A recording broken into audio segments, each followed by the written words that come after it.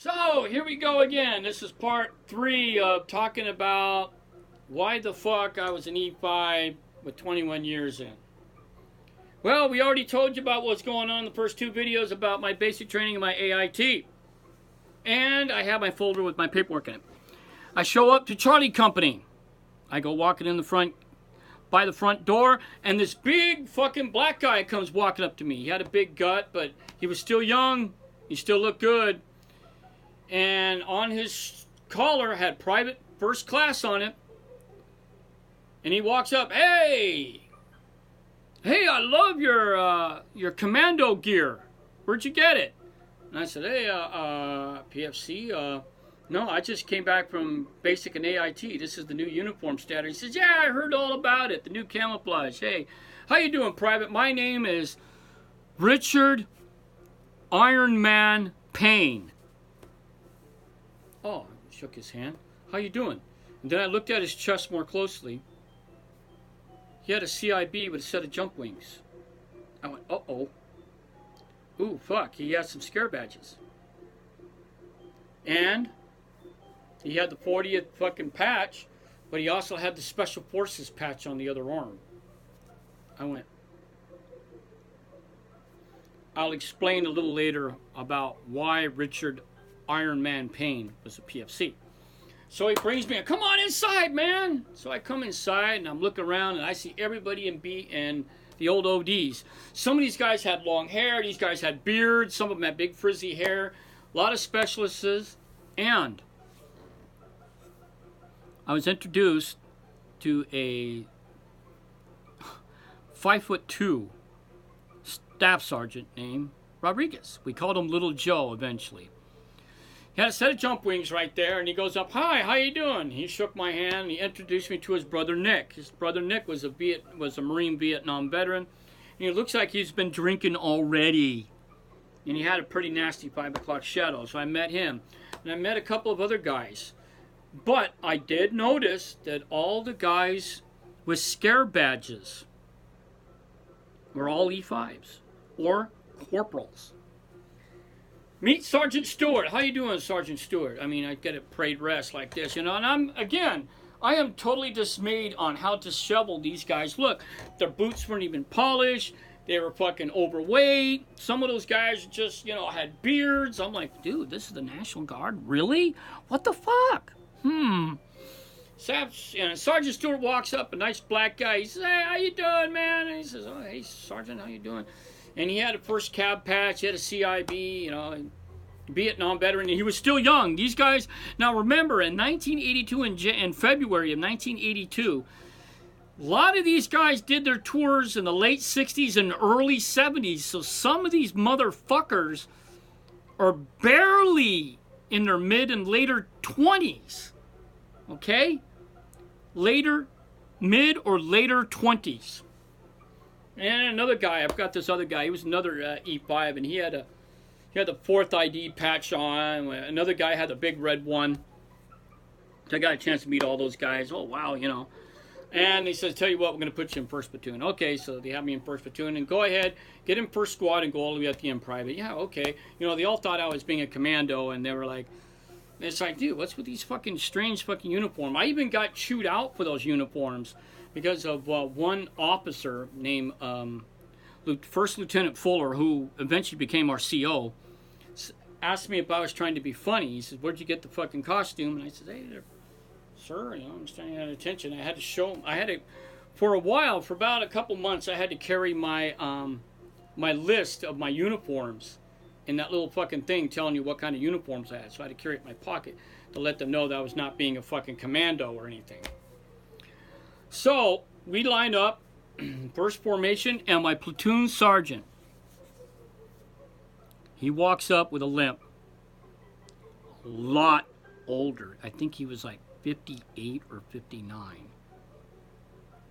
Staff Sergeant Roberts was a World War II veteran. I'm thinking, how is that possible? Staff Sergeant Robertson, now Staff Sergeant Roberts, was a World War II veteran.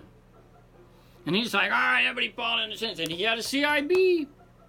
And he had the fucking 3rd Army patch, combat patch. I said, oh my fucking God. And we're standing at attention, and the officer says, all right. And the SEAL goes up and he starts talking and seeing what's going on. And our SEAL was Captain Flynn at the time, who I told you stories about later on in previous videos about our Colonel Flynn. This is Captain Flynn before he became a major when he got kicked up to battalion. And he's got, you know, 1st Cav patch, you know, CIB, jump wings, you know, the fucking whole cha-cha, and he was still a young man. All right, what's going to be doing? And he went and asked, you know, and after the formation, he asked me about my uniforms. I told him what was it all about. And I still asked about Staff Sergeant Roberts. Staff Sergeant Roberts was roughly about a year away to a year and a half away of retiring at the mandatory age of 60. He was a World War II veteran. He got into the war in 1945 as a 17-year-old infantryman with the 3rd Army. No shit. He later went to Korea, and then he became a supply. He was originally became a warrant officer sometime in the 50s. He made it up to warrant officer 3, and he wanted to stay in the Guard in the late 60s. So he decided he wanted to resign his I guess his commission or something, and they made him into a sergeant again, or a staff sergeant. They're roughly the equivalent rank, and he stayed that way all the way up to when I met him. He was only my platoon sergeant for about 3 months before they transferred him over to supply, where he finished up his out his retirement, and then they virtually fucking retired him at 60 or 61. And you know, that's like fucking crazy shit. Because this guy, he would talk about when we go to the field to go train as infantrymen, he would go out there with his M16 and he would say, this is how I used to fucking kill Germans. And this is how I used to kill gooks in fucking Korea. You know, I mean, just fucking crazy stuff. And he would show us how he would use a fucking bayonet to fucking kill Germans with. I mean, just fucking outrageous shit. You know, like, oh my God, dude. My next platoon sergeant, after he fucking transferred over to the supply, was a Korean War veteran. Oh my God, this guy is fucking. How old is this fucking guy? He got into the Korean War roughly the last 5 months as a National Guardsman in the 40th ID. He actually had a 40th ID combat patch. I was like, holy shit. He got in, he stayed into about 1964, he got out and came back in 1976. And they allowed him to come back into the fucking National Guard. So by the time that we got this guy, he was about ready to be retired anyway. So we roughly had that guy for about 3 to 4 months before he retired. So my explanation is why was I in E5 after 21 years?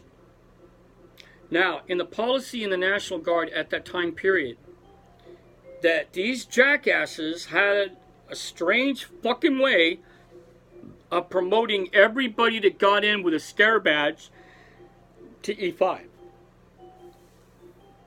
Everybody. And these fucking Vietnam veteran guys would not go any higher up the fucking chain. They would not fucking go to PLDC, BNOC, ANOC, or whatever to go to staff sergeant, sergeant first class, master. You know what I mean? These guys didn't want to do it. They didn't want to do the PT test. They didn't want to take the stuff. But they held on to those slots until they were 60 fucking years old.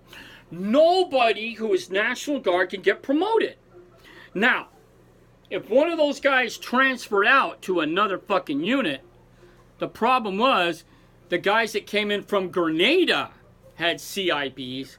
They automatically put them into fucking E5s. That's what happened. So by the time I became an E4, and I'm like, shit, you know, maybe I can get my corporals and eventually become a system squad leader as an E5. Nope. Sergeant Camacho comes in 1984 in January from the 82nd Airborne. He did a tour in Grenada. He was in the Grenada invasion. E5. He got a fucking slot. Bam, right in my squad. No more than a month later, Specialist Chavez, also from the 82nd Airborne, had a CIB jump wings, promoted him to E5. Bam! Put him in the slot where the other fucking guy used to be, and they fucking transferred him. They put him in another fucking squad, or they put him in another platoon. Because now they reformed the mortar platoon, so they put all those leftover E5s, Vietnam veterans, in that platoon. So it was like that.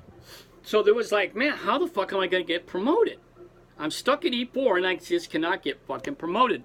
And there was no slots open in the entire California National Guard. There was nothing. They were all taken up by all the Vietnam veterans, all the E5s. And when they did their MOS training, it was on-the-job training. They did not go to any schools or did no 3 weeks or whatever to become whatever that MOS. They just put them in that slot and they showed them what to do in that MOS, and they eventually awarded them that MOS. Basically what happened to me, I looked at my DD-214. It says 11 Bravo, secondary MOS 11 Charlie, even though I never graduated as 11 Charlie. But I still had that MOS. So basically that was happening here. So I'm like, what the fuck? How am I going to get fucking promoted? Because, you know, after a while, I started thinking, I eventually need to go up that fucking ladder, because I signed up for 6 fucking years. I don't want to stay fucking E4 for 6 years, but unfortunately, that is what happened. And we'll go on to the next video.